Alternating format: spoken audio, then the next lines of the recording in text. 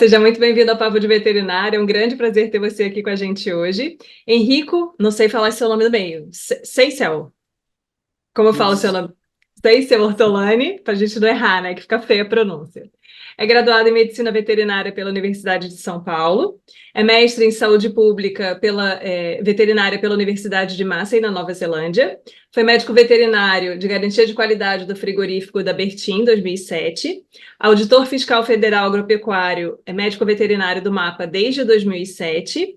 E como auditor fiscal, ele atuou no Porto de Santos durante 3 anos e está no aeroporto de Viracopos hoje em dia. Então, seja muito bem-vindo, Henrico.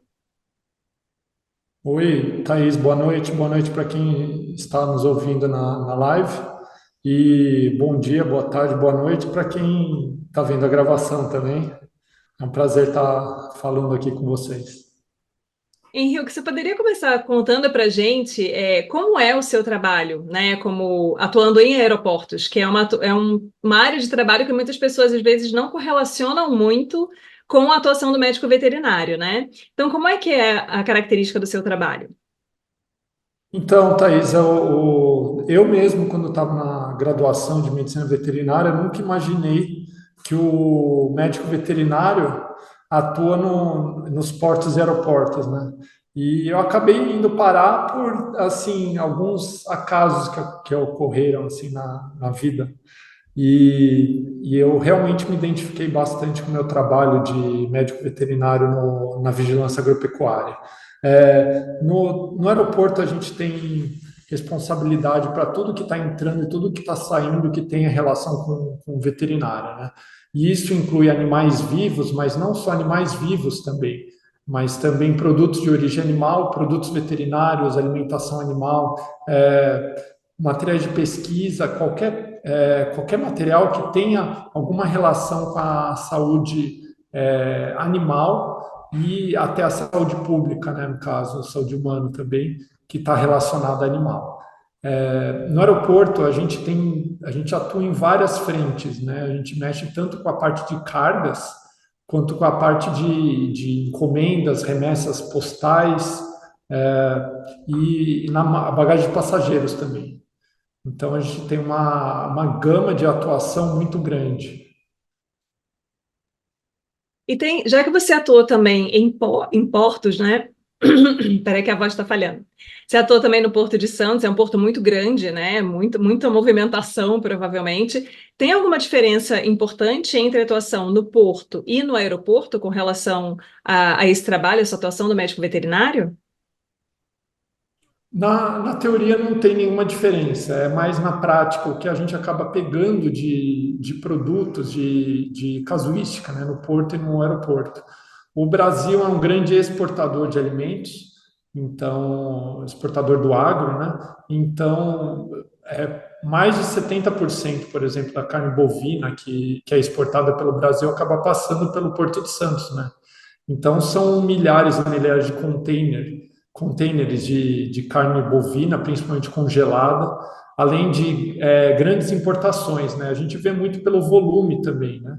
Ou, por exemplo, quando a gente vai fazer importação de medicamento veterinário, são containers, são muitas toneladas, né? E já no aeroporto, as cargas já são um pouco menores.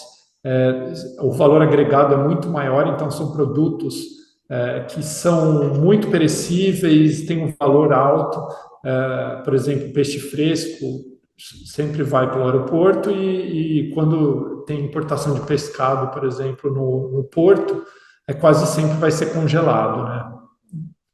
Então tem essa diferença na atuação, né, no porto e no aeroporto. Além disso, a questão dos passageiros, né? A fiscalização de passageiros no porto é ocasional, mesmo porque a temporada de cruzeiro não é o ano inteiro, então são poucas oportunidades que o auditor tem para fiscalizar bagagem no porto. Já no aeroporto, a movimentação é diária, 24 horas por dia, né? Então é bem mais dinâmica essa parte de passageiros, né? E aí essa fiscalização é inclusive de bagagens dessas pessoas também, né?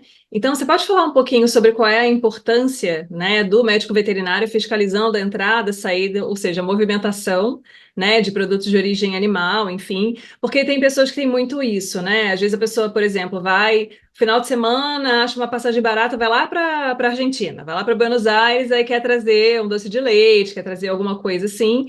Eu já ouvi comentários de pessoas assim, né? Ah, mas tem coisa que bobagem não poder entrar no país, por que essa restrição? Então, você pode comentar um pouquinho sobre a importância desse trabalho nesse aspecto, né? Claro. A gente está tentando trabalhar bastante a educação sanitária dos passageiros, para eles terem mais conhecimento do que pode e que não pode entrar. Mas uma das coisas que está mais ajudando a educação da população em relação a essa parte de produtos permitidos e proibidos na bagagem é um programa que acontece na televisão, que ele é conhecido como área restrita, né? E muita gente, quando a gente aborda ele, nossa, será que a gente vai para o programa de televisão? Então, as pessoas estão se conscientizando cada vez mais da importância de saber o que pode e o que não pode entrar no país, né? Bom, eu posso explicar bem também a questão qual é a importância da gente olhar a bagagem dos passageiros, né? Bom, em 1978 tem uma história conhecida da entrada da peste suína africana no Brasil e ela acabou entrando por causa de resíduo de bordo de restos de alimentos de companhias aéreas, que inclusive foi no aeroporto do Galeão. Eles acabaram entrando pelo aeroporto do Galeão e elas estavam sendo, esses resíduos de avião estavam sendo descartados de forma incorreta em lixões. Até era no município de Paracambi, que foi onde começou o foco de peste suína africana. Por causa disso, o Brasil ficou diversos anos sem poder exportar carne suína, teve um prejuízo muito grande, um gasto para conseguir erradicar novamente a peste suína africana. E desde então, o Vigiagro se fortaleceu bastante até por esse motivo, que foi quando começaram as atividades de forma mais intensa da vigilância nos aeroportos. E a gente tem que lembrar que nossa balança comercial, nosso PIB, depende muito do agronegócio e muitas famílias dependem disso financeiramente, depende como forma de sustento. E caso entre algum vírus, alguma bactéria que não exista no Brasil, que possa comprometer o comércio, a gente vai ter um prejuízo na ordem de bilhões de dólares, né? Por exemplo, se o vírus da peste suína africana entrar, se por algum motivo o vírus da febre aftosa também entrar por alguma via desse tipo, não só para o aeroporto, mas por fronteiras também, porque as pessoas também fazem movimentação em fronteiras terrestres, né? Então, é uma importância muito grande, tanto para a parte da nossa economia agropecuária, até a questão ambiental também, né? A questão da fauna, da flora, que pode sofrer também com a entrada de novas espécies ou vírus, bactérias que possam vir a adentrar no país, né? Então, a importância de fiscalizar a bagagem é muito grande. E, felizmente, o Brasil tá começando a dar uma importância maior para esse tipo de controle, né? E tem alguma rota que seja mais crítica, assim, por exemplo, nossa, passageiro que vem de tal lugar sempre tem alguma coisa, né, estranha ali acontecendo, ou não, isso é bem variado? Com certeza tem rotas que têm um risco maior, né, de encontrar produtos e encontrando produtos, tais produtos terem maior risco de ter alguma doença, entrar uma doença mais assim mais perigosa aqui no Brasil, né? Então, por exemplo, a rota Brasil-China é muito conhecida e é onde a gente coloca muito esforço na fiscalização, né? Porque a gente vai encontrar muita coisa na bagagem dos passageiros. E também o próprio país também tem diversos desafios. A China tem vários desafios para controle de doenças que nós já temos controlado, a própria febre aftosa e a peste suína africana. Então, por exemplo, Brasil-China, tem outros países também, a rota Brasil-Nigéria também é um pouco complicada, porque tem muito produto de origem vegetal que entra nesse voo. Brasil-Bolívia, Brasil-Portugal também, porque as pessoas gostam de trazer muitos produtos portugueses para cá. Então, como nós não temos pessoal ilimitado, nós precisamos escolher muito bem quais vão ser qual vai ser o foco do nosso trabalho e onde a gente tem que despender mais material humano para conseguir fazer essa fiscalização nas rotas com maior risco. Então, a gente tem trabalhado cada vez mais com análise de risco para conseguir atuar pontualmente nas partes com maior risco.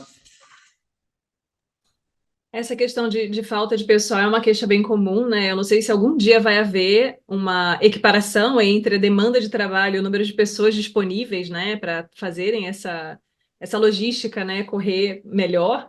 Mas, de qualquer forma, é bem interessante, assim. Acho que a gente poderia trazer um pouco, né, do que são efetivamente esses produtos que não podem entrar no país ou sair do país, né? Se você puder comentar um pouquinho para a gente, que eu acho que nem todo mundo acompanha o programa lá, área restrita, né? Então, para a gente deixar, porque, né, eu sempre tenho alguns comentários de pessoas curiosas com a medicina veterinária que vêm assistir também.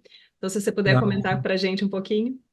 Claro, essa tabela é bem dinâmica, né? E eu sempre sugiro para, antes de fazer qualquer viagem, caso tenha alguma dúvida, consulte o site do Ministério da Agricultura, a página do Vigiagro, que lá vai ter sempre a lista atualizada.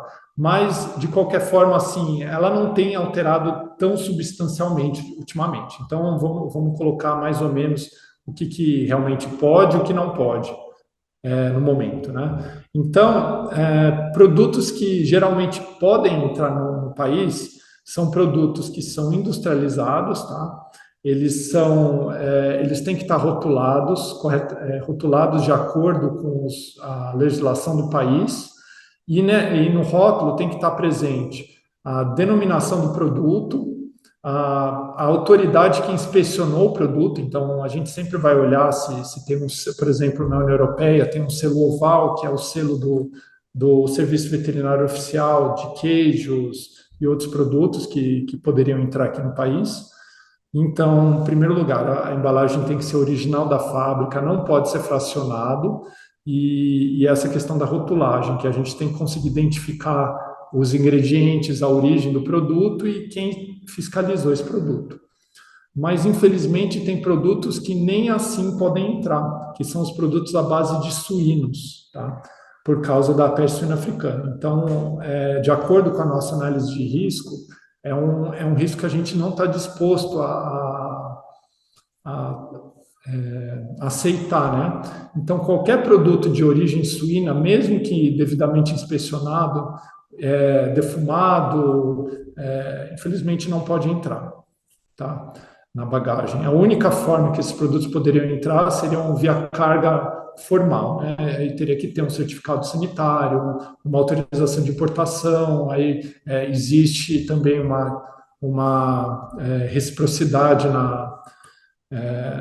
no registro das empresas que podem exportar para o Brasil. Então, essa forma de importação apenas por carga. E na bagagem, infelizmente, carne suína não é permitida. Assim como o mel também não é permitido em nenhuma forma de preservação. Esses são os dois produtos de origem animal que não pode de forma alguma. Produtos que são crus, por exemplo, carne crua, mesmo que também rotulado na embalagem original, também não pode, apenas carne termicamente processada. Todos os produtos enlatados são permitidos. Então, se você quiser trazer uma linguiça enlatada, é permitido.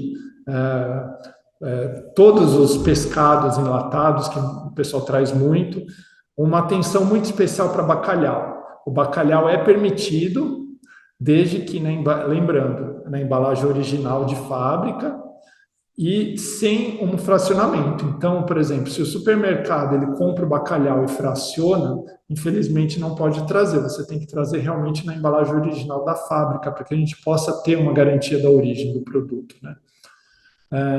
A gente também, como médico veterinário, a gente brinca no nosso serviço que a gente acaba atuando um pouco como agrovet. Por quê? Porque a gente também ajuda os engenheiros agrônomos que trabalham no aeroporto e eles têm também toda a norma deles, a legislação deles. Então, no nosso dia a dia, a gente também sabe o que pode e o que não pode trazer de produtos vegetais. E os produtos vegetais, eles também seguem regras. Então, por exemplo, frutas frescas não podem entrar, sementes não podem entrar, mudas, qualquer produto in natura vegetal, até madeira, por exemplo, in natura, não pode entrar.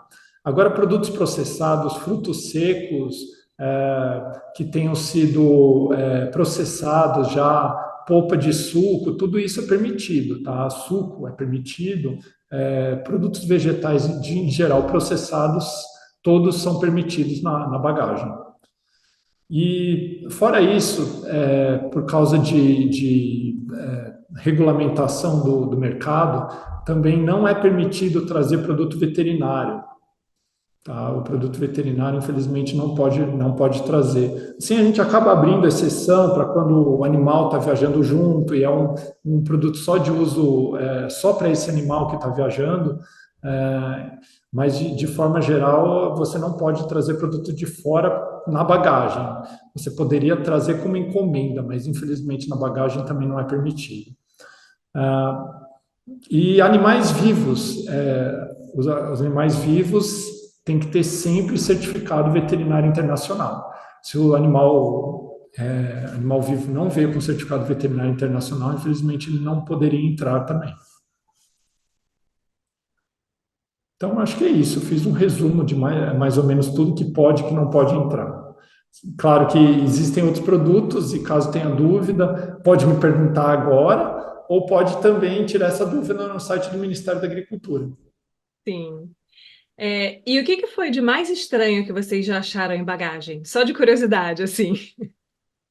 A gente acaba pegando, tem a nossa rotina que a gente pega, infelizmente tem muito produto à base de suíno, então tem alheira, tem linguiça, chouriço, paio, isso a gente pega com bastante frequência, né?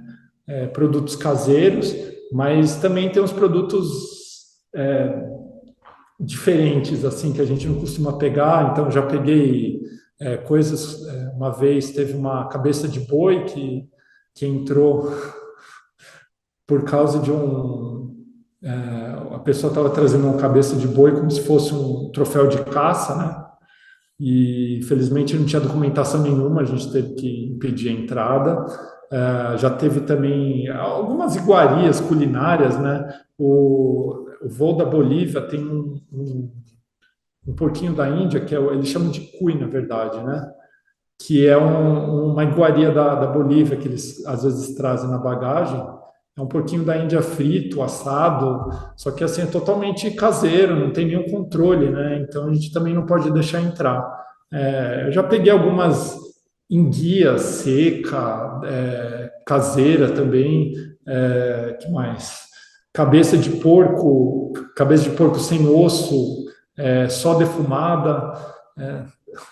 É uma surpresa. Cada dia a gente nunca espera. Eu já peguei até uma árvore dentro da mala de um passageiro, uma árvore de 2 metros de altura. Ele conseguiu pegar uma árvore, dobrar a árvore, era uma figueira que estava já dando frutos, e a pessoa trouxe na mala, né? Gente, como consegue? As pessoas realmente têm habilidades, né? Diferentes. Henrique, a Isso. gente tem eu tenho uma pergunta aqui.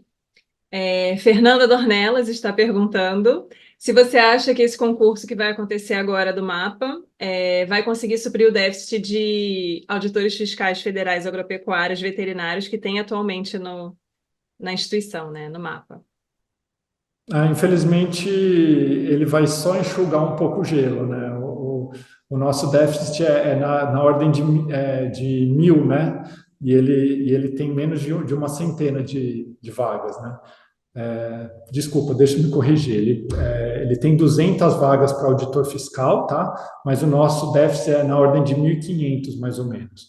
Então, é mais ou menos um sétimo do nosso déficit, né? Então, só vai dar uma enxugada de gelo, algumas aposentadorias que acabaram de sair, que vai entrar um aqui, um ali. Por exemplo, a gente pensa 200 é bastante, mas dentro da área de auditor fiscal federal agropecuário, existem cinco carreiras diferentes, né? Que é médico veterinário, engenheiro agrônomo, zootecnista, químico e farmacêutico. Dessas cinco carreiras, então, existe uma divisão, né? O agrônomo, que vai ser a profissão que mais vai receber pessoas nesse concurso, o médico veterinário vem em segundo lugar, mas são menos de 70 vagas, né? São, acho que 60 e poucas vagas, se não me engano. Eu sei que para ampla concorrência são 40 e poucas vagas, né? Então, se a gente pegar, por exemplo, déficit de veterinários que tem no CIF, que tem no Vigiagro, que tem na parte de defesa sanitária, de saúde animal, quando a gente vai pegar esses 40 veterinários e distribuir pelo Brasil, acaba sendo assim, por exemplo, o aeroporto de Viracopos não vai receber veterinário, porque não tem pessoa suficiente para conseguir chegar em Viracopos, e de todos os profissionais a gente vai receber um agrônomo, um auditor agrônomo, não vai receber a gente, então realmente dilui tanto esse número de 200 que a gente acaba nem sentindo muita diferença, né? Lembrando que a nossa carreira já chegou a ter aproximadamente 4.000 auditores, tá? No começo dos anos 2000, a gente estava em 4.000 e hoje em dia a gente está em um pouco menos de 2.500, 2.400 e pouco. Então, é mais ou menos esse déficit que a gente tem.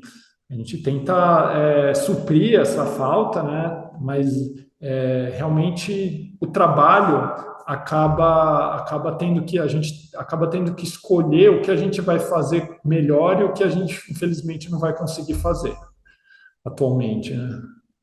É uma situação bem complicada, né? A gente tem o aumento, a expansão do mercado, né? E a diminuição ali da fiscalização. Então, é uma situação meio complicada. E, Sim. Henrico, vamos voltar lá, né? Fazer uma retrospectiva da sua vida profissional. Quando você escolheu fazer medicina veterinária? Eu escolhi fazer medicina veterinária porque ela sempre esteve presente na minha vida, porque meu pai é médico veterinário também, então a gente ia desde cedo assim, para fazenda. Na época, meu pai cuidava de ovelha, né? A gente criava ovelha, e eu sempre tive muito interesse em acompanhar minha família na parte de criação de animais. E eu sempre tive interesse bastante em química, biologia, física. E quando eu decidi fazer medicina veterinária, eu não estava nem tão interessado em cuidar de animais. Eu estava, naquela época, nos anos 2000, final da década de 90, começo dos anos 2000, estava saindo muita notícia relacionada à parte de genética, engenharia genética, clonagem, e eu tinha muito interesse em trabalhar no projeto Genoma na época, né, que estava sequenciando, começando os maiores sequenciamentos, né, de genomas. E eu acho que esse foi um dos motivos. Eu queria trabalhar bastante com biologia molecular na época. E eu aliei o gosto assim que eu tinha para mexer com animais com a parte de laboratório. Acabei decidindo fazer medicina veterinária por causa disso. E aí, durante o curso, quando foi que você começou a pensar na atuação na área que você está hoje em dia, né? Porque a gente sabe que a gente muitas vezes vai experimentando áreas, às vezes você tem contato com uma área que você super achou que ia ser a sua praia, e aí você chega lá e fala, não é bem isso que eu estava esperando. Então, como é que foi essa parte para você, dessa escolha? Então, Thaís, eu falei que eu tinha muito interesse em biologia molecular e logo no meu segundo ano de faculdade eu fui correr atrás dos meus objetivos, né? Queria começar a fazer estágio com biologia molecular. Eu consegui uma vaga de estágio no Instituto de Química da USP. Fiquei um ano e pouquinho no laboratório de biologia molecular, mas eu senti que não era o que eu queria. Por quê? Porque eu achei que eu gosto de coisas que fogem da rotina, eu gosto de coisas diferentes. E a área de pesquisa laboratorial é um pouco assim, uma rotina, né? Você tem atividades que você vai repetindo e os resultados demoram bastante. Então, assim, é uma rotina e tem coisas muito repetitivas. E eu acabei achando que não era o que queria fazer para minha vida. Então, é até bom a gente experimentar e ver que não gosta para a gente conseguir mudar de área. Eu acho que todo mundo passa por isso alguma vez na vida. Então, o importante, eu acho que é muito importante você experimentar coisas diferentes, ter a mente aberta para nunca falar que isso eu não vou fazer, isso eu não gosto. É, e aí, com o tempo, eu fui me direcionando um pouco mais para a área de saúde preventiva, e eu acabei fazendo estágio na Associação Brasileira das Indústrias Exportadoras de Carne, da ABEC, e eu me identifiquei bastante com a parte de legislação de saúde animal.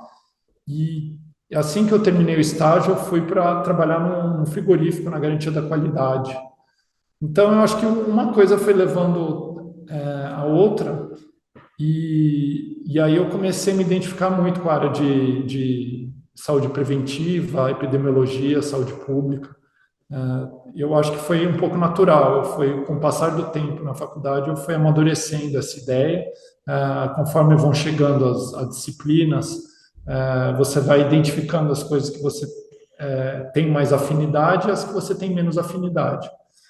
Eu até tentei, por exemplo, eu nunca achei que eu gostasse de clínica, mas eu dei uma chance, pelo menos, assim, eu falei, vou tentar fazer um estágio, então fiz um estágio na clínica de grandes animais e um estágio na clínica de pequenos animais.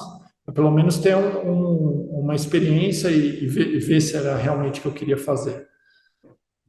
Mas realmente o que eu mais assim tive afinidade foi com a parte de saúde pública mesmo. É porque essa percepção que a gente tem antes de vivenciar a área, ela é muito abstrata, né? A gente vai muito se encantando por questões pontuais que a gente observa ali no trabalho de outras pessoas, e aí você vai, nossa, isso é interessante, ai, deve ser super bom trabalhar nessa área aqui. Aí quando você vai vivenciar, tem muito esse choque do que é uma característica importante para aquela área, por exemplo, no laboratório, um trabalho repetitivo, metódico, né? Uma coisa muito estável, digamos assim, né? Com poucas aventuras e pouca variação, versus o que é a personalidade da pessoa, assim. Então, a gente tem trazido bastante em vários papos, né? Quando as pessoas conseguem ter essa percepção do que é uma característica própria sua, que tem a ver com a área de trabalho que você escolheu. Porque às vezes são questões que a gente não faz uma relação direta. Então, por exemplo, a gente já teve convidados falando assim: eu sempre gostei de desenho. E aí a pessoa trabalha com um diagnóstico por imagem, porque para ela é mais fácil, né, pensar, né, as imagens na cabeça dela de uma maneira que é tudo muito fluido, muito fácil. Eu, por exemplo, zero habilidade de desenho, então eu vejo uma imagem, eu não consigo, né, transpor isso para uma 3 dimensões e, né, esse tipo de extrapolação, assim, para mim é um pouco mais difícil. Então, qual é a característica que você acha que você tem que casa bem com esse trabalho que você desenvolve hoje? Na escola eu sempre fui um pouco mais. É engraçado, eu sempre fui um pouco mais. Tive facilidade mais com a área de exatas do que área de humanos, por exemplo, né? E eu não sei, apesar de ter um pouco mais de facilidade com a área de exatas, eu sempre me identifiquei muito com a parte de saúde, né? Mas durante a faculdade eu sempre me aproximei um pouco da área de exatas, né? Apesar de não termos tanta coisa, então eu gostava muito das aulas de estatística, que é o pesadelo de muitos estudantes, né? Muito estudante quer fugir dessa parte de cálculo, estatística, mas eu sempre me identifiquei bastante e eles até faziam uma piada que a gente tinha estatística um, estatística 2 e aí depois tinha estatística 3 que era a epidemiologia, né, que também é muito relacionado à bioestatística, né? E eu acredito que, por exemplo, essa afinidade que eu tenho com parte de exatas, com números, me ajudou muito a escolher também a área, que eu diria que assim essa parte da epidemiologia é uma das áreas mais exatas da medicina veterinária, né? Então, eu acho que eu sou uma pessoa bem analítica, gosto de lidar com dados, gosto de trabalhar, de olhar uma visão panorâmica das coisas para conseguir tirar uma conclusão. Então, eu acho que essa afinidade minha com a parte de exatas, de ser analítico, acho que acabou me levando para esse lado. E aí, quando você optou por fazer o concurso do mapa, né? O que que você acha que, das suas experiências durante a graduação ou que você fez de preparo depois, contribuiu para que você passasse no concurso? Que a gente sabe que ele é um dos concursos mais visados, né? Quando você pensa em vaga para médico veterinário, o mapa está lá no top 1, né? Dos concursos mais É, visados. assim, eu diria que houve um amadurecimento dos veterinários para a questão do concurso muito grande nesses últimos 15, 20 anos. Isso quer dizer que os candidatos estão cada vez mais preparados. Não que fosse fácil, né, quando eu tentei, né, eu entrei no Ministério da Agricultura no concurso de 2007, e eu lembro que o conteúdo da graduação me ajudou muito. O fato de eu ser recém-formado, de estar com todo o conteúdo da faculdade assim fresco na cabeça, ajudou muito. Esse foi um dos fatores que me ajudaram bastante a passar no concurso, né? E claro, não adianta também sair da faculdade sem ter aproveitado, né, o que eles têm para oferecer para você durante a graduação, né? Eu acredito que assim eu consegui aproveitar bem o conteúdo que foi passado. A gente nunca consegue absorver tudo, né? A gente absorvendo uma porcentagem disso já é um ótimo rendimento, né? E também o fato de eu ter vivido assim ao vivo, a cores, na pele, do que é trabalhar com a parte de saúde pública, medicina veterinária preventiva, que foi o que eu fiz no último ano da graduação, durante meus estágios, e até no ano seguinte à minha graduação, quando eu era recém-formado, que eu estava assim vivendo o HACCP, boas práticas de fabricação, toda a parte de legislação no dia a dia. E isso facilita bastante. É diferente de você pegar um livro e conseguir absorver todas as letras, a teoria que está no livro, na apostila, e conseguir fixar isso. Eu diria que é muito mais fácil você fixar quando você está vendo a coisa ao vivo e a cores, né? Então, eu acho que esses dois fatores, né, o fato de eu ter aproveitado essa bagagem da faculdade, da graduação, e também as experiências de vida que você pode aproveitar para o concurso, né? Mas, novamente, são tempos diferentes, né? Eu diria que agora, hoje em dia, talvez não baste só isso, né? Claro que ajuda muito. Esse concurso veio bem diferente, então vai exigir habilidades diferenciadas dos candidatos, porque a maioria do conteúdo não é exatamente a vivência da faculdade ou a vivência de um médico veterinário. Então, realmente, o médico veterinário vai precisar se superar um pouco mais para esse concurso específico. Sim. Temos mais duas perguntas aqui. A Fernanda perguntou, ela comentou, né? Além da fiscalização de bagagens e produtos de origem animal que entram e saem do país, há pets que entram e saem também. Quais são os documentos ou requisitos para um cão ou gato entrar no Brasil e acho que sair do Brasil também, né? Que às vezes a gente acompanha o pessoal, né, em grupos. Ah, gente, e aí, o animal tem que sair do país, como é que faz, né? Então, tudo bem que, né, tem a regra do lugar para onde ele vai, mas nessa dinâmica, né, do animal ser transportado. Quais são os documentos? Então, o movimento de pets Nessa época do ano, principalmente dezembro, janeiro, aumenta bastante e o nosso serviço nessa parte do ano também cresce. A proporção de serviço para atender pets é bem grande nessa época do ano, né? E tanto para importação quanto para exportação. Na exportação, nós agimos simplesmente por demanda. Nós não controlamos os animais que saem, o cão e o gato que quer sair do país, a gente não controla a saída deles. A gente atende às demandas dos outros países. Então, o proprietário tem que vir nos procurar para solicitar um certificado. E cada país vai ter uma exigência diferente, né? Então, tem os países que têm desde menos exigências até os países que têm mais exigências, né? Então, por exemplo, o Canadá é um país super pouco exigente em relação à entrada de cães e gatos. Eles geralmente pedem a vacina para raiva e só. Então, agora existem outros países, a gente vai colocar no outro extremo, a Austrália e a Nova Zelândia, que não aceitam cães e gatos do Brasil. Então, eles só aceitam animais vindos de países livres de raiva. Então, se você quer viajar para a Austrália, para a Nova Zelândia, infelizmente você não pode levar o seu pet junto. A única alternativa seria você deixar o seu pet por algum tempo em um país livre de raiva e a partir desse momento ele poder transitar até a Austrália ou a Nova Zelândia. E aí tem os países com exigência intermediária, por exemplo, Estados Unidos, União Europeia, Japão, que exigem, além da vacina, exigem também uma sorologia.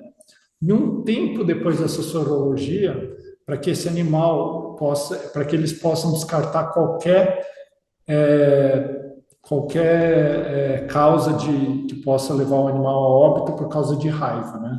Então, a sorologia positiva seria pelo motivo do animal estar vacinado, mas poderia também ser pelo motivo do animal estar com raiva. Então, eles têm um intervalo após essa sorologia que o animal não pode viajar também, né? Então, Estados Unidos, Japão e União Europeia exigem a sorologia e mais um tempo de permanência no país para que ele possa viajar para esses países. Tá? Então, na exportação, a gente simplesmente cumpre as exigências do país que vai receber o animal. Na entrada, a gente tem um requisito único para todos os países, que seria vacina antirrábica válida, né? Então, depois de aplicada a vacina antirrábica, tem que aguardar pelo menos 21 dias. Caso seja um reforço, não é necessário aguardar, porque a vacina anterior está válida também. Agora, se a vacina vencer e não for aplicada a tempo a vacina, aí tem que aguardar novamente 21 dias. E também exigimos tratamentos contra parasitas internos e externos. E os tratamentos, é muito importante essa parte, porque é onde geralmente os viajantes mais erram. Os tratamentos contra parasitas internos e externos têm que ser de amplo espectro. Isso eles têm que proteger contra pulgas e carrapatos, no caso de parasitas externos, e contra vermes chatos e vermes redondos, no caso de parasitas internos. E nessa hora que às vezes o proprietário peca, porque ele pode aplicar algum produto que não proteja, por exemplo, contra vermes externos. Às vezes, não é dado um tratamento que contém, por exemplo, praziquantel. Então, é sempre importante frisar isso para o médico veterinário que vai fazer o acompanhamento, que o tratamento tem que ser de amplo espectro. Então, basicamente essas exigências do Brasil. Então, para entrar no Brasil, vacina antirrábica e tratamento contra parasitas internos e externos. E para sair, cada país tem sua exigência e a gente vai cumprir as exigências para poder fazer o certificado deles. Também é importante lembrar que, em muitos casos, o proprietário nem vai precisar se dirigir até o aeroporto ou até uma unidade do Ministério da Agricultura, porque hoje em dia, boa parte dos certificados são feitas online.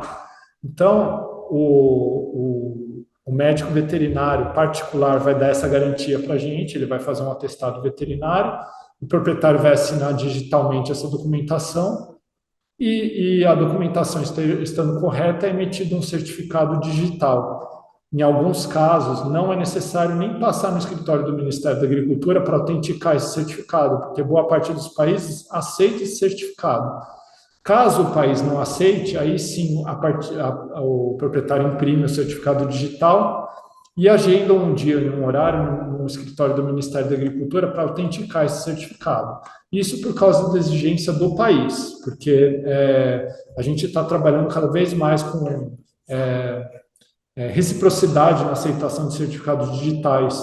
Isso facilita bastante, principalmente para quem vai viajar, para quem mora longe de grandes centros, para que eles possam fazer o certificado remotamente e ele já esteja com tudo pronto até o dia da viagem.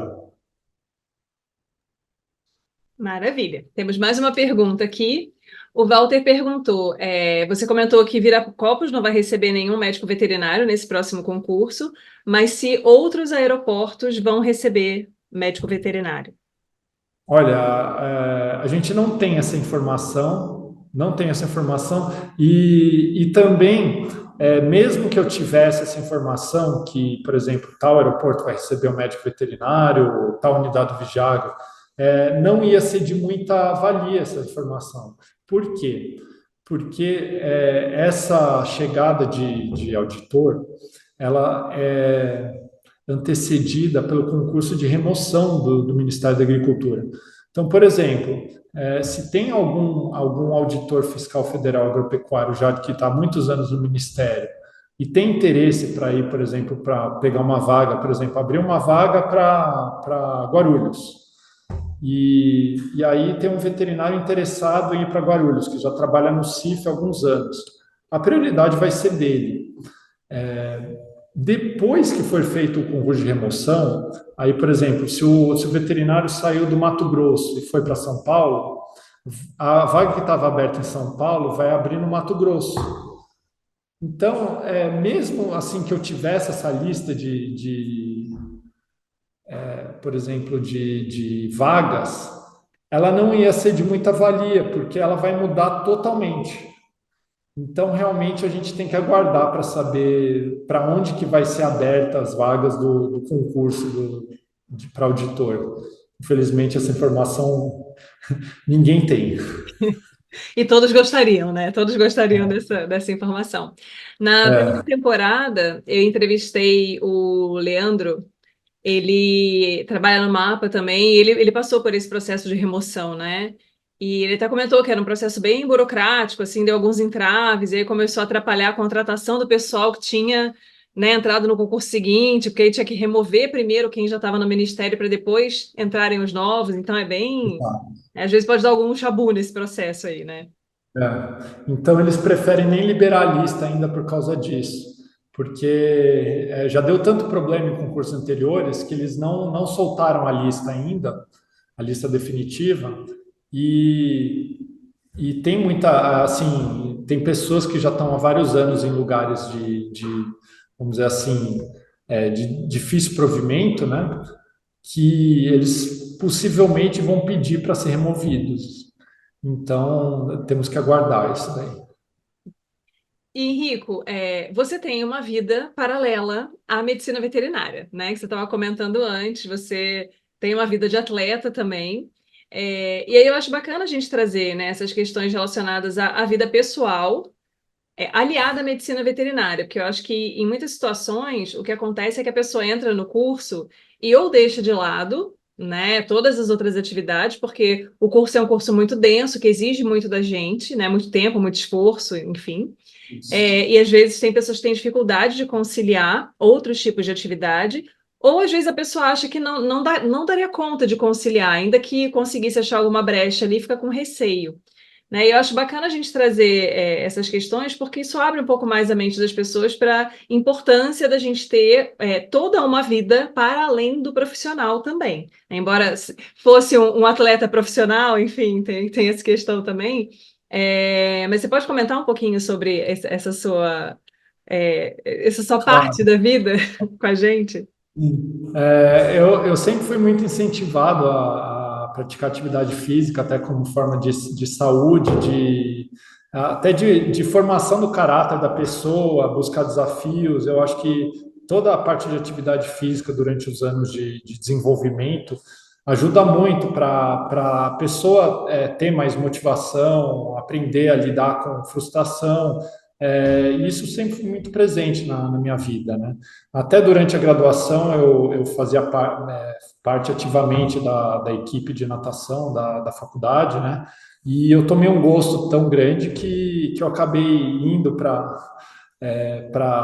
ser federado de natação e, paralelamente à faculdade, né? E isso me ajudou até para a parte psicológica. Eu acho que é uma terapia, atividade física. É claro que cada pessoa vai achar uma forma de terapia para si, né? E no meu caso, a natação caiu muito bem durante os anos da graduação. E posteriormente, nos anos de 2009 até 2015, 2016, eu passei a ter uma vida bem regrada, em que eu era praticamente trabalho e esporte, né? Assim, claro, eu tinha mais tempo porque eu era solteiro, não tinha filhos. Hoje em dia é muito mais difícil isso. Eu tenho cuidado do Léo, de 4 anos, e eu e a minha esposa, a gente compartilha toda a parte de serviço de casa, né? Então, hoje em dia fica mais difícil. Mas entre 2009 e 2016 eu me dediquei bastante ao esporte. Eu até mudei de modalidade, eu fui para o pentatlo moderno, que é uma modalidade, um esporte que tem na Olimpíada, que é um esporte olímpico, e tem a esgrima, a natação, a corrida, o tiro e o hipismo. Até tive uma certa relação com a parte veterinária, que eu acabei tendo bastante experiência com equinos, principalmente no aeroporto, porque a gente recebe muito equino, e até meu gosto por equinos foi aflorando com isso, né? Então, eu fui me desenvolvendo no esporte durante essa época e eu consegui estar na equipe brasileira de pentatlo moderno, principalmente entre 2013 e 2016, que era a reta para a classificação para os Jogos Olímpicos do Rio. E em 2016 eu estava entre os 3 ou 4 atletas que estariam cotados para ir para os Jogos Olímpicos, mas apenas uma vaga para 2016, né? Eu cheguei em terceiro lugar na época do ranking e eu fiquei satisfeito com o meu resultado, mesmo porque eu não posso considerar que eu era profissional, porque eu nunca deixei de trabalhar, de fazer parte do quadro do Ministério da Agricultura. Então, como atleta amadora, eu fiquei bem satisfeito para pegar terceiro do ranking olímpico brasileiro. E aí, no dia dos Jogos, eu fui assistir meu adversário, claro, torcendo por ele, porque ele tinha conseguido a vaga olímpica, né? E até hoje eu tenho bastante contato com o esporte. Eu passei a admirar muito a esgrima, que faz parte do pentatlo moderno. Depois vira e mexe, eu participo de umas competições. Claro que não no mesmo nível que antes, mas só de estar assim na competição já me dá bastante motivação. Então, acho que essa é a minha vida paralela de auditor do mapa, né, que eu tive nos últimos anos. Sim, a gente traz bastante no papo, assim, né, a importância de, durante a graduação, a pessoa ter atividades não relacionadas à graduação, ter algum hobby, ler livros que não sejam técnicos. Por exemplo, eu passei muitos anos só lendo livro técnico. Tipo assim, eu não achava espaço, né, isso, minha rotina, né, para ler outros tipos de literatura. Então, a gente acaba ficando um pouco até bitolado, né, dentro daquele assunto ali. E isso às vezes não faz muito bem para o nosso bem-estar psíquico, né? Mas tem esse aspecto também que eu acho que você comentando, né, acabou me dando esse insight da gente pensar nisso para depois de que você sai da graduação e você está efetivamente atuando, você manter essas outras atividades também como parte importante ali de uma vida mais estruturada e que te permita, né, espairecer um pouco daquela coisa de só ficar no trabalho 24 horas por dia, porque tem pessoas que Claro. gostam, né, que querem, que o desejo da pessoa é esse, então tá tudo certo.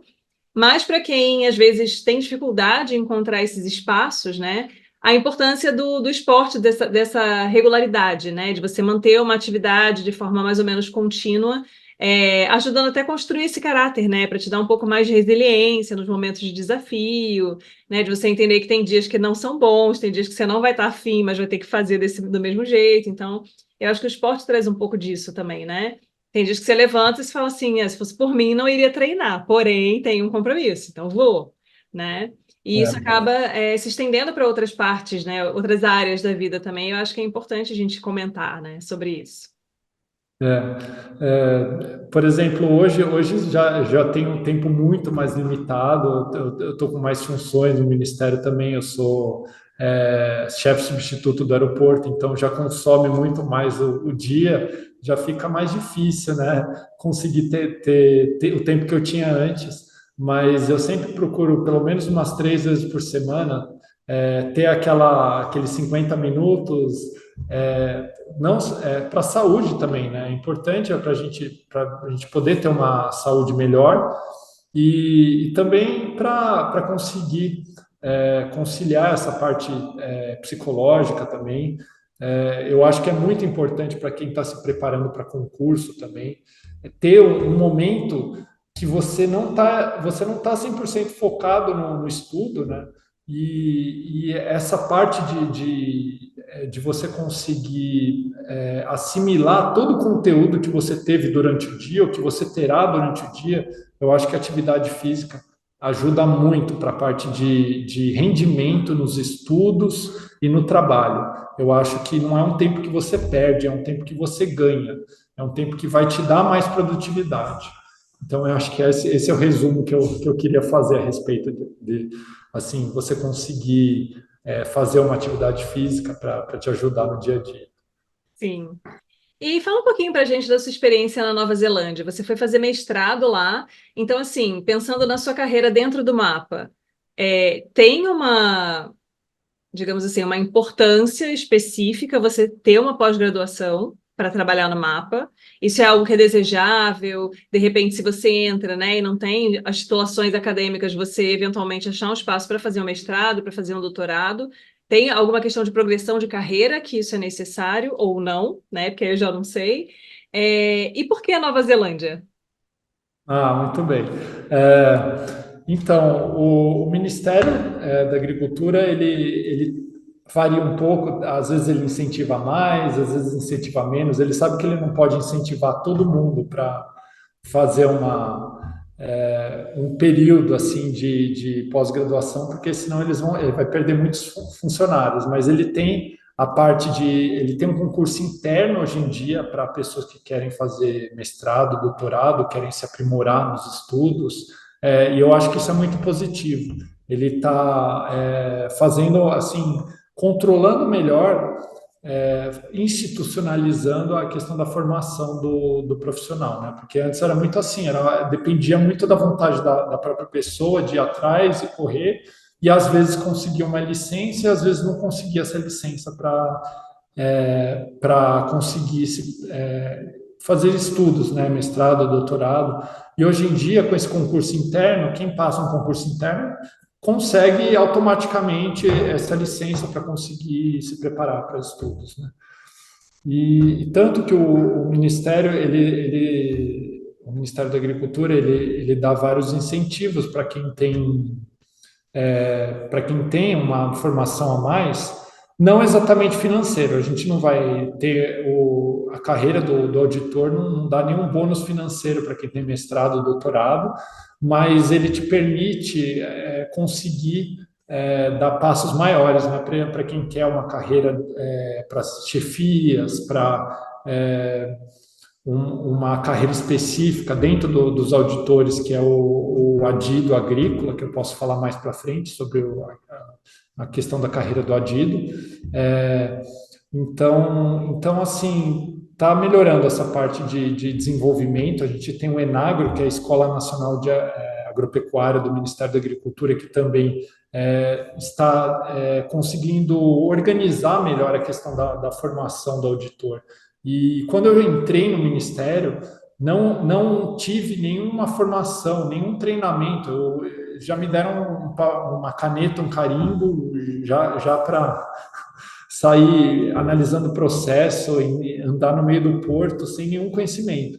E hoje em dia, esse concurso é esperado que o curso de formação seja muito bom. Então, essa parte da carreira melhorou bastante. E aí, Sobre a Nova por que Zelândia, a Nova né? Zelândia? A Nova Zelândia, eu sempre, eu trabalhando no aeroporto, a Nova Zelândia e a Austrália sempre foram referência. Por quê? Porque eles têm um dos serviços de vigilância internacional mais integrado e mais completo do mundo. Então, eles são muito conhecidos, eles são renomados pela parte de vigilância de aeroportos. Então, eu acho que esse foi o principal motivo que eu tive interesse de ir para a Nova Zelândia. Eu realmente queria fazer um mestrado na parte de vigilância internacional. Infelizmente, para ter uma ideia, o meu mestrado iniciou dia 1º de fevereiro de 2020, e a gente sabe o que aconteceu nos meses posteriores, então, infelizmente, eu não consegui fazer exatamente esse tema, porque os aeroportos ficaram extremamente restritos, eu não consegui desenvolver um mestrado nessa área, mas todo mundo teve que se adaptar de alguma forma durante essa parte da pandemia, e esse foi o motivo que eu fui para a Nova Zelândia, né? Eu realmente queria conhecer a parte de vigilância, a parte do MPI, né, que é o Ministry of Primary Industries, que é equivalente ao mapa do Brasil, e eles têm uma análise de risco muito desenvolvida, né? Eu queria mergulhar mais nessa parte de controle de risco deles, né? E eu acho que, em parte, eu consegui fazer muita coisa, né? Eu consegui aprender bastante nessa época. Um lembrete, para quem já tem alguns anos de trabalho na área, está no início da carreira, até 40 anos, agora em fevereiro está abrindo o processo seletivo para bolsas para a Nova Zelândia.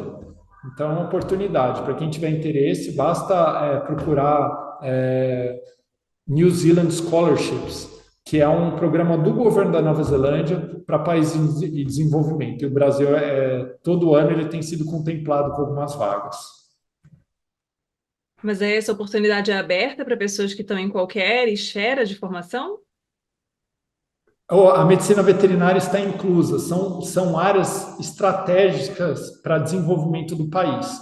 Então, essa bolsa da Nova Zelândia que eu consegui, que eu participei 3 anos seguidos do processo seletivo, eu só fui aprovado no terceiro ano, ela é aberta para países em desenvolvimento e eles visam assim áreas estratégicas para desenvolvimento do país.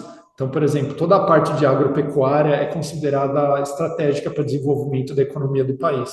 Então, para quem tem poucos anos de formação, assim, tem até uns 36, 37, 38 anos, é uma grande oportunidade que eles dão. Eles pagam tudo, toda a parte de mestrado, de doutorado é paga, você não paga nada, e eles dão uma ajuda de custo. Não é suficiente, por exemplo, para você levar sua família, mas para quem vai sozinho, por exemplo, já é suficiente para você viver lá. Então, é uma boa oportunidade que vai abrir agora, em fevereiro. Maravilha. E aí, conta pra gente um pouco sobre essa questão de progressão de carreira, né? Você falou sobre a vaga de adido agrícola, né? Você tentar essa, esse aumento do cargo, né? Essa evolução aí dentro da carreira no mapa. O que seria exatamente essa atuação, né? Para quem não está familiarizado com o termo, né? Esses termos institucionais, assim, que às vezes a gente não tem tanto contato. E qual é a importância dessa figura, né? Dentro do funcionamento do mapa? Então, a área de adidância, ela é bem recente no Ministério da Agricultura. Ela começou há menos de 15 anos e ela tem se desenvolvido cada vez mais. Então, hoje em dia, a gente tem mais de 30 adidos representando o Brasil em outros países e a meta é chegar até 50 adidos nos próximos anos, né? Então, qual é a ideia do adido agrícola? O adido é um representante do agronegócio brasileiro em países estrangeiros. E ele tem a missão de abrir novos mercados, principalmente, e defender os produtos brasileiros, fazer pontes que possam fazer com que a gente consiga começar a vender produtos agropecuários para outros países e diversas embaixadas no Brasil, no mundo, estratégicas. Então, a gente vai trabalhar numa embaixada brasileira em outro país, tá? O Adido vai trabalhar numa embaixada brasileira em outro país, é, e, e os países mais estratégicos, que mais têm oportunidade de melhorar as relações comerciais, geralmente o Adido é enviado para essa embaixada, né?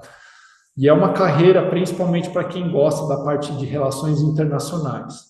Aí já envolve para pessoas que têm afinidade por língua, para o aprendizado de uma nova cultura, conseguem se comunicar bem em outras línguas, conseguem ter habilidades de negociação e todas essas pontos fortes são privilegiados para quem tenta a área de adido agrícola. Não é uma carreira permanente, então você é designado para uma missão de 2 a 4 anos em determinado país, e assim que acaba essa missão, você retorna como auditor do Ministério da Agricultura, pode ser para a sua unidade de origem, ou pode ser para outro lugar, caso você tenha interesse, por exemplo. Então, é uma grande oportunidade para a carreira de auditor fiscal federal agropecuário. Para quem gosta, né, dessa parte de internacional, gosta de experiência internacional, de viver em outro país, porque também é um desafio, né? Nem tudo quando você está vivendo fora são coisas positivas. Você acaba lidando com grandes desafios, né? Com a língua, com a relação com as pessoas, entendimento entre povos. Então, assim, é um desafio muito legal. Eu tenho interesse. Eu participei já de um concurso como para Adido.